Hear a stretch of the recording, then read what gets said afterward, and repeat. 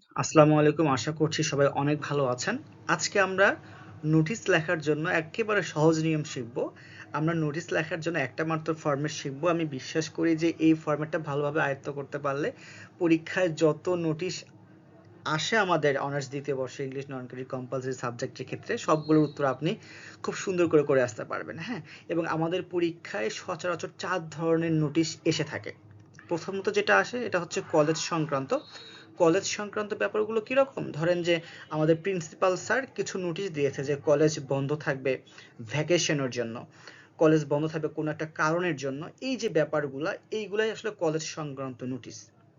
দ্বিতীয়ত যে ধরনের নোটিশগুলো এসে থাকে সেটা হচ্ছে যে কলেজে উদযাপন বিষয়ক সংক্রান্ত নোটিশ। উদযাপন বিষয়ক সংক্রান্ত বিষয়গুলো কিরকম, ধরেন যে আপনার কলেজে বিজয় দিবস পালিত হবে, আন্তর্জাতিক মাতৃভাষা দিবস পালিত হবে, স্বাধীনতা দিবস পালিত হবে। এই যে উদযাপন বিষয়ক সংক্রান্ত যে নোটিশগুলো থাকে, অর্থাৎ এই যে উদযাপন বিষয়ক সংক্রান্ত নোটিশগুলো প্রিন্সিপাল বরাবর থেকে এসে থাকে, এই ধরনের নোটিশগুলো আসলে আমাদের পরীক্ষায় সব থেকে বেশি আসে। এবং এই প্রথম এবং দ্বিতীয় যে ধরনটা আছে, এই দুইটা ধরনের উপর আমরা সব থেকে বেশি গুরুত্ব আরোপ করব। তৃতীয়ত যে ধরনটা আছে যে কলেজের ডিপার্টমেন্ট সংক্রান্ত যে নোটিশগুলো থাকে, এটা খুব একটা আসে না, তবে বিগত সালে কোশ্চেনে দু একবার এসেছিল আর কি।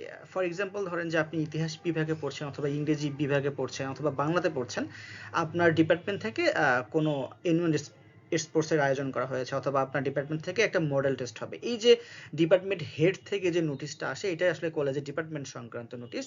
সর্বোপরি চার নাম্বার যে একটা আমরা একটু এক্সট্রা অ্যাড করেছি সেটা হচ্ছে অফিস সংক্রান্ত। এটা খুব একটা আসে নাই, আমার চোখে পড়েনি আসলে। অফিস সংক্রান্ত নোটিশ বলতে ধরেন যে আপনি একটা কোনো অফিসে জব করছেন অ্যাজ এ এইচআর হিসাবে অথবা কোনো একটা দায়িত্বশীল পদে আছেন, এখন আপনার ডিপার্টমেন্টে একটা মিটিং অ্যারেঞ্জ করা দরকার, বা অফিস বন্ধ থাকবে এই কারণে একদিন বন্ধ থাকবে, বা অফিসটা আজকে ছুটি হয়ে যাবে একটু দ্রুত।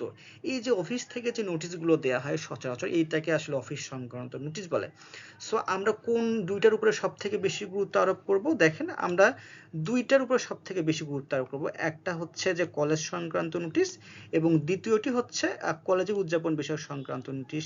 মোটামুটি 90% যে কোশ্চেন বিগত সালগুলোতে এসেছিল এই দুইটা টপিক থেকে সব থেকে বেশি এসেছে। আপনি যদি বিগত সালে কোশ্চেনগুলো অ্যানালাইসিস করে দেখবেন যে যত নোটিশগুলো এসেছে হয়তোবা উদযাপন বিষয়ক সংক্রান্ত অথবা কলেজ সংক্রান্ত। যদি ডেঙ্গু ফিভার থেকে আসে, ডেঙ্গু ফিভারের সচেতনতা কিভাবে বৃদ্ধি করা যায়, বা কলেজে রেগুলারিটি মেনটেন করে আসতে হবে, এই ধরনের যে নোটিশগুলো আসে, অর্থাৎ কলেজ সংক্রান্ত যে নোটিশ অথবা কলেজে উদযাপন বিষয়ক সংক্রান্ত নোটিশ, এগুলো সব থেকে বেশি আসে। এবং আমরা আজকে যে ফরম্যাটটা শিখবো, এই ফরম্যাটটা শিখলে অন্তত প্রথম এবং দ্বিতীয় যে ধরনটা আছে, অর্থাৎ কলেজ সংক্রান্ত এবং উদযাপন বিষয় সংক্রান্ত, এটা খুব ভালো আপনি মার্ক পাবেন। আর বাকি দুইটার ক্ষেত্রে একটু মডিফাই করে লিখতে হবে। আমরা আগামী ক্লাসে এই ব্যাপারগুলো সম্পর্কে জানবো, ঠিক আছে? তো দেখেন, নোটিশ লিখতে গেলে কোন কোন বিষয়গুলো আসলে মনে রাখতে হবে আমি একটু বলে নিই। যে নোটিশ আসলে আপনি যতটুকু ইনফরমেটিভ করবেন তার থেকে আপনি কত ভালো করে উপস্থাপন করতে পারছেন, এটার উপরে মার্কটা বেশ ভ্যারি করে, ঠিক আছে? সো দেখেন, নোটিশ লিখতে গেলে আমাদেরকে যে নিয়মগুলো মাথায় রাখতে হবে, প্রথমেই নোটিশের মাঝ বরাবর কলেজের নাম এবং ঠিকানা লিখতে হবে। কলেজের নাম, ধরেন যে আপনি রংপুর কারমাইকেল কলেজের প্রিন্সিপাল, সুতরাং আপনি খুব সুন্দর করে লিখবেন যে কারমাইকেল কলেজ রংপুর। এটা আপনার কলেজের নামটা লেখা হয়ে গেল। দ্বিতীয়ত আপনি যেটা লিখবেন যে আপনি ঠিকানা, আপনি যে পজিশন থেকে আসলে নোটিশটা লিখছেন। আপনি যেহেতু একজন কলেজের প্রিন্সিপাল, সেক্ষেত্রে আপনি লিখবেন অফিস অফ দ্য প্রিন্সিপাল। এবং আপনি যদি আপনার কলেজের ডিপার্টমেন্টের হেড হয়ে থাকেন, সেক্ষেত্রে আপনি আপনার কলেজের ডিপার্টমেন্টের এই যে আপনি যে ডিপার্টমেন্ট অফিস থেকে লিখছেন সেই ইনফরমেশনটা দেবেন। অথবা আপনি যদি একজন কোম্পানির এইচআর ম্যানেজার হন, সেক্ষেত্রে আপনি সেই ইনফরমেশনটা অর্থাৎ সেই ঠিকানাটা দিয়ে লিখবেন। ঠিক এর পরেই আপনি নোটিশ লিখে নিচে আন্ডারলাইন করবেন। এবং এই যে নোটিশ লেখার পর যে নিচে আন্ডারলাইনটা, এটাই মানে এই আন্ডারলাইনের পর থেকেই আপনার নোটিশের যে মেইন কার্যক্রমটা সেটা শুরু হবে। সুতরাং আপনি নোটিশের শুরুতেই প্রথমে যেই ব্যাপারগুলো উল্লেখ করবেন, যে আপনার কলেজের ঠিকানা সহ আপনার কলেজের নামটা দিবেন। দ্বিতীয়ত আপনি যে পজিশন থেকে লিখছেন নোটিশটা, সেইটার তথ্যটা দিয়ে দেবেন। তারপরে নোটিশ লিখছেন এবং নোটিশের পর অবশ্যই নিচে আন্ডারলাইন করে দিবেন, ঠিক আছে? এবং এইটা খুবই গুরুত্বপূর্ণ একটা স্টেপ টিচারের অ্যাটেনশন গ্রো করার জন্য বা টিচারের অ্যাটেনশন নেওয়ার জন্য। দ্বিতীয়ত আপনি যে রুলসটা মাথায় রাখবেন, যে নোটিশের একদম বাম পাশে, নোটিশের বাম পাশ থেকে নোটিশ নম্বর, কলেজের সংক্ষিপ্ত রূপ এবং সাল লিখতে হবে। দেখেন যে আমি এখানে একটা এক্সাম্পল দিয়েছি যে নম্বর, নোটিশ নাম্বারটা হতে পারে 1002 বা 3000 সামথিং। সো আমি এখানে একটা এক্সাম্পল হিসেবে দিয়েছি যে কলেজের নোটিশ নাম্বার 208 এবং কলেজের সংক্ষিপ্ত রূপটা আমি কি দিয়েছি, সিসিআর। সিতে হচ্ছে কারমাইকেল, সেকেন্ড সিতে হচ্ছে কলেজ এবং আর্থ হচ্ছে রংপুর। এবং আমি নোটিশটা কত সালে লিখছি, 2024 সালে লিখছি এবং এটা নোটিশের আমরা ঠিক বাম পাশে লিখব। হ্যাঁ, কিভাবে লিখবেন এটা আমরা একটু পরে এক্সাম্পলে গেলেই বুঝতে পারবো। এবার আমরা যে ব্যাপারটা লক্ষ্য রাখবো যে অবশ্যই নোটিশের ডান পাশে আমরা তারিখটা দিব, অর্থাৎ আমরা যেই তারিখে নোটিশটা লিখবো, আপনি অ্যাজ এ প্রিন্সিপাল যেই তারিখে নোটিশটা আপনার নোটিশ বোর্ডে লাগিয়ে দিবেন সেই ডেটটা আমরা এইখানে লিখবো। আমি এক্সাম্পল হিসেবে দিয়েছি যে ডেট 4th মে 2024 এবং অবশ্যই এই যে ডেটটা আমি লিখেছি এটা লিখতে কিন্তু ভুল করবেন না, এটা অবশ্যই দিবেন। হ্যাঁ, অনেকে কি করে যে শুধুমাত্র এই ডেটটা লিখে দেয়, যে আমি বক্সে যে ডেটটা দিয়েছি এইটা দিয়ে দেয়, এটা লিখবেন না, আপনি পুরো ডেটটাই লিখবেন, যে ডেট লিখে সেমিকোলন দিয়ে তারপরে আপনি ডেটটা দিয়ে দিবেন। 4 নম্বরে যে ব্যাপারটা মাথায় রাখবেন যে নোটিশের যে মূল বক্তব্য আছে, অর্থাৎ আমি নোটিশে কি লিখছি এটা আপনি লিখবেন।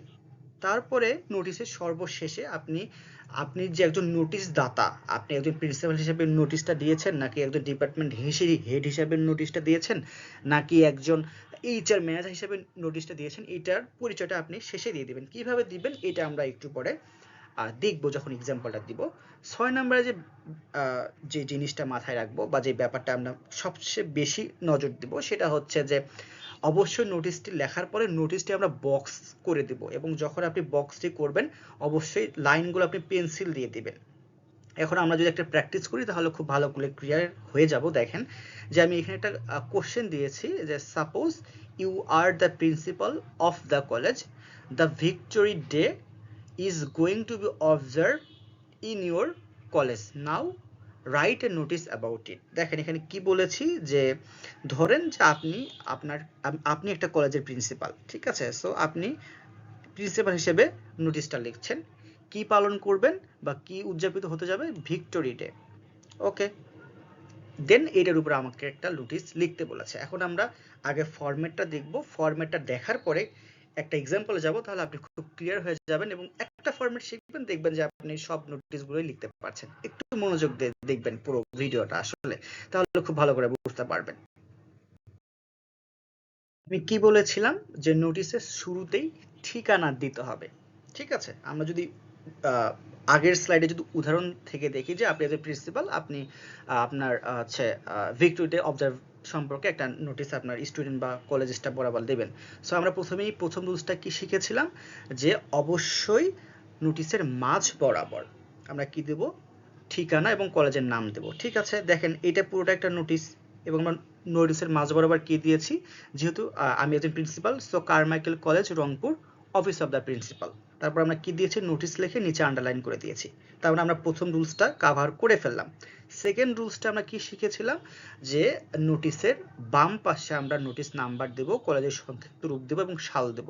দেখেন ঠিক সেই কাজটাই কিন্তু করেছি, নোটিশ নাম্বার দিয়েছি, কলেজের সংক্ষিপ্ত রূপটা দিয়েছি এবং হচ্ছে সালটা দিয়েছি। এবং আমরা ডান পাশে কি লিখবো, তারিখ দিব, তারিখটা কি, ডেট লিখেছি 4th মে 2024। তার মানে আমাদের প্রথম তিনটা রুলস কিন্তু ক্লিয়ার। প্রথম তিনটা রুলস কি কি, যে আমরা কলেজের ঠিকানাটা দিব, এটা আমরা কমপ্লিট করেছি, কলেজের ঠিকানাটা দিয়েছি, দেন নোটিশ লিখে নিচে আন্ডারলাইন করে দিয়েছি এবং আমরা নোটিশ নাম্বারটা দিয়েছি এবং আমরা তারিখটাও দিয়েছি। এখন আমরা যে মেইন ব্যাপারটায় যাব সেটা হচ্ছে নোটিশের যে বিষয়গুলি থাকে সেইটা আমরা লিখব। দেখেন আমরা এক্সাম্পল দিয়ে পরে শিখছি, আগে ফরম্যাটটা শিখি। আপনি প্রথমে খুব সুন্দর করে লিখবেন যে it is hereby notified to the information all teacher, student and office staff. আমরা কিভাবে লিখবো সেটা একটু পরে লিখব। দেন লিখবো যে দ্যাট প্রশ্নপত্রে উল্লেখিত বিষয়। ফর এক্সাম্পল ধরেন যে আপনি একটা নোটিশ শুধুমাত্র টিচারদেরকে উদ্দেশ্য করে লিখতেছেন, তখন আপনি শুধু টিচার দিয়ে এখানে বাকি দ্যাট থেকে শুরু করবেন। বা আপনি ধরেন যে একটা নোটিশ টিচার, স্টুডেন্ট এবং অফিস স্টাফদেরকে উদ্দেশ্য করে লিখতেছেন, তখন আপনি তিনটাই লিখে দ্যাট থেকে প্রশ্নে উল্লেখিত বিষয়টি লিখবেন। কিন্তু তখন আবার এই যে ব্র্যাকেট দেয়া আছে এটা কিন্তু লেখা যাবে না, ঠিক আছে। আমরা যখন এক্সাম্পল দিব তখন বুঝতে পারবো। তারপর সেকেন্ড যে আমরা লাইনটা লিখবো যে it is expected that the teachers, students and office staffs, যাদের উদ্দেশ্য করে লিখবো সেটা আমরা একটু আগে ক্লিয়ার হলাম, should be careful about the matter and realize the fact। এটুক আমাদের হচ্ছে মেইন বডি নোটিসের ক্ষেত্রে। দেন আমরা লিখবো hence all request to be aware of the matter, মানে সবাই যেন এই ব্যাপারটি সম্পর্কে অবগত থাকে। দেন আমরা সর্বশেষ কি রুলসটা শিখেছিলাম যে আপনি যেই পজিশন থেকে আপনার নোটিশটা আপনি দিবেন সেটা পরিচয় দিবেন। সো আমি যেহেতু একটা কলেজের প্রিন্সিপাল, সো আমি লিখলাম যে mister x, principal, Carmichael college, Rangpur. এবং আমরা সর্বোপরি কোন রুলসটা শিখেছিলাম যে আমরা বক্স করে দিব। তাহলে আমরা একটু রুলসগুলো আবার একটু রিভিউ করে আসি। প্রথমে আমরা কি দিব? প্রথমে আমরা দিব হচ্ছে কলেজের নাম এবং ঠিকানা, আমরা এটা কমপ্লিট করেছি। দেন আমরা কি দিব? নোটিশ নাম্বার, কলেজের সংক্ষিপ্ত রূপ এবং সাল, এটা আমরা কমপ্লিট করেছি। দেন আমরা তারিখ দিব। দেন আমরা কি দিব? যে নোটিসের মেইন বডিটা, ঠিক আছে, বডিটা আমরা লিখে ফেলেছি যে কোন ভাবে কিভাবে লিখবো। দেন আমরা এন্ডিং যে লাইনটা আছে সেটা লিখবো। তারপর আমরা কি দিব? যে আপনি একজন প্রিন্সিপাল, আপনার পরিচয়টা আপনি এখানে শেষে দিয়ে দিবেন, ঠিক আছে। তার মানে নোটিসের যে একটা ফরম্যাট, এটা আমরা শিখলাম। এখন আমরা দেখবো যে কোনটার ক্ষেত্রে কোনটা বাদ দেবো, কোনটার ক্ষেত্রে কি লিখবো, এটা আমরা একটু এখন শিখবো, ঠিক আছে। আমরা একটা এক্সাম্পল, যেহেতু আমরা একটা প্রশ্ন দেখেছিলাম একটু আগে যে ভিক্টোরিয়া ডে সম্পর্কে, আমরা এই ব্যাপারটা সম্পর্কে জানবো, ঠিক আছে। দেখেন, পুরো ব্যাপারটা ক্লিয়ার হয়ে যাব। আমরা একটু আগে একটা প্রশ্ন দেখেছিলাম যে ধরেন আপনি একটা কলেজের প্রিন্সিপাল, আপনার কলেজে ভিক্টোরিয়া ডে পালিত হবে, সেই ব্যাপারে আপনি একটা নোটিশ দেবেন। সো আমরা রুলস ধরে ধরে আসি।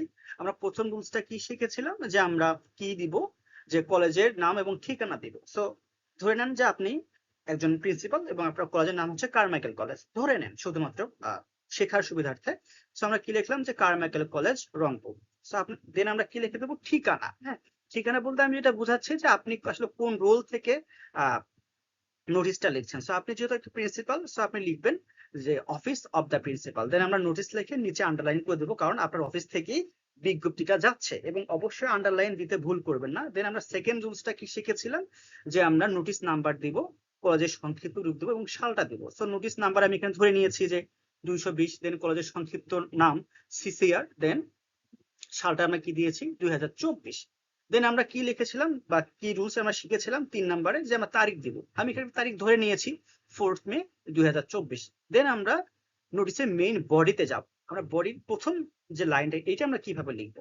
ইট is hereby notified to the information of all teacher, students and office staff that observe the victory day in our college, whatever, যেটা প্রশ্ন মতো থাকবে আপনি সেটাই লিখবেন, ঠিক আছে। দেখেন, এবং এই যে ব্যাপারটা আছে teacher, student and office staff, যদি আপনি নোটিশটা শুধুমাত্র টিচারদেরকে উদ্দেশ্য করে লেখেন তাহলে এইখানে শুধু টিচার হবে, দেন দ্যাট থেকে বাকি অংশটাই যাবে, ঠিক আছে। আবার যদি আপনি শুধুমাত্র নোটিশটি স্টুডেন্টদেরকে উদ্দেশ্য করে লেখেন, সুতরাং স্টুডেন্ট থাকবে, টিচার এবং অ্যান্ড অফিস স্টাফ থাকবে না, দ্যাট থেকে বাকি অংশটাই যাবে। আই হোপ ক্লিয়ার হয়েছেন। দেন আমরা সেকেন্ড যে লাইনটা লিখবো যে it is expected that the teachers, students and office staff should be careful about the matter and realize the fact। হ্যাঁ, ঠিক আছে। আমরা যেহেতু কলেজে ভিক্টোরি ডে পালন করছি, সেক্ষেত্রে আমরা কি দিব? যেহেতু ওখানে সবাই থাকবে, টিচার, স্টুডেন্ট এবং অফিস স্টাফ, সুতরাং আমরা তিনজনকে এখানে মেনশন করবো। যদি কোনো নোটিশ এমন হয় যে ধরেন যে ট্রি প্লান্টেশন একটা আপনার কলেজে ইভেন্ট হবে, সেখানে কিন্তু শুধুমাত্র স্টুডেন্টরাই থাকবে, সো আমরা সেখানে শুধুমাত্র স্টুডেন্টস লিখবো, ঠিক আছে। দেন আমরা সর্বশেষ যে লাইনটা লিখবো যে hence all request to be aware of the matter, মানে সবাই যেন এই ব্যাপারটা সম্পর্কে অবগত থাকে। তার মানে আমরা ঠিকানা লিখলাম, নোটিসের নাম্বার লিখলাম, তারিখ লিখলাম, বডি লিখলাম, এন্ডিংটাও লিখলাম। দেন আমরা পঞ্চম নাম্বার যে রুলসটা শিখেছিলাম সেটা হচ্ছে যে আপনি যে রুলস থেকে যে রোলটা প্লে করে নোটিশটা লিখছেন, আপনি প্রিন্সিপাল হতে পারেন, টিচার হতে পারেন, অথবা একটা কোম্পানির এইচআর হতে পারেন, সেই ইনফরমেশনটা আপনি দিয়ে দিবেন। আমরা যেহেতু উদাহরণ শিখেছিলাম যে আমি একজন প্রিন্সিপাল, সো আমি দেবো মিস্টার এক্স, দেন আমার পদবী কি? প্রিন্সিপাল। দেন আমার যে রোল যেখানে আছে যে আমি একজন কারমাইকেল কলেজের principal, so Carmichael college, Rangpur. আশা করছি যে আপনারা বুঝতে পেরেছেন যে আমরা আসলে কিভাবে ফরম্যাটটা ইউজ করে যত নোটিশ আসবে সবগুলোর উত্তর আমরা কিভাবে লিখবো। এবং সর্বোপরি যে ব্যাপারটা মাথায় রাখবেন, নোটিশটি যখন লেখা হয়ে যাবে খাতায়, আপনারা দেন একটা বক্স রাখবেন, অর্থাৎ বক্সটা, এই যে আমি যে বক্সটা দিয়েছি, এই বক্সটার ভেতরে নোটিশটা রাখবেন। এতে করে নোটিশের সৌন্দর্য বাড়বে, লেখার যে ধরনটা আছে এটা টিচার খুব ভালো বুঝতে পারবে। আশা করছি যে পুরো লেসনটা খুব ভালোভাবে বুঝতে পেরেছেন। যদি একটু লেন্দি ক্লাস, আশা করছি যে নতুন নতুন ক্লাস আমরা শিখবো। এর আগামী ক্লাসগুলোতে আমরা আরো টেকনিক শিখবো, কিভাবে আসলে একটা প্যারাগ্রাফ শিখে একটা কম্পোজিশন শিখে অনেকগুলো কম্পোজিশনের উত্তর করা যায়, কিভাবে আসলে একটা লেটার শিখলে সবগুলো লেটারের উত্তর করা যায়। ইনশাল্লাহ আমরা ধীরে ধীরে শিখবো, এবং জাতীয় বিশ্ববিদ্যালয় এটাই একমাত্র প্ল্যাটফর্ম যারা জাতীয় বিশ্ববিদ্যালয়ের শিক্ষার্থীদেরকে নিয়ে কাজ করছে। আশা করছি সাথে থাকবেন, এবং যদি নতুন হয়ে থাকেন চ্যানেলটি অবশ্যই সাবস্ক্রাইব করবেন। আর যে কোনো প্র্যাকটিস শিটের জন্য আমাদের ফেসবুক পেজে গিয়ে নক করলে ইনশাল্লাহ আমাদের সাপোর্ট টিম আপনাদেরকে পিডিএফ শিটটা প্রোভাইড করে দেবে। এই পর্যন্ত সবাই সুস্থ থাকেন। আল্লাহ হাফেজ সবাইকে।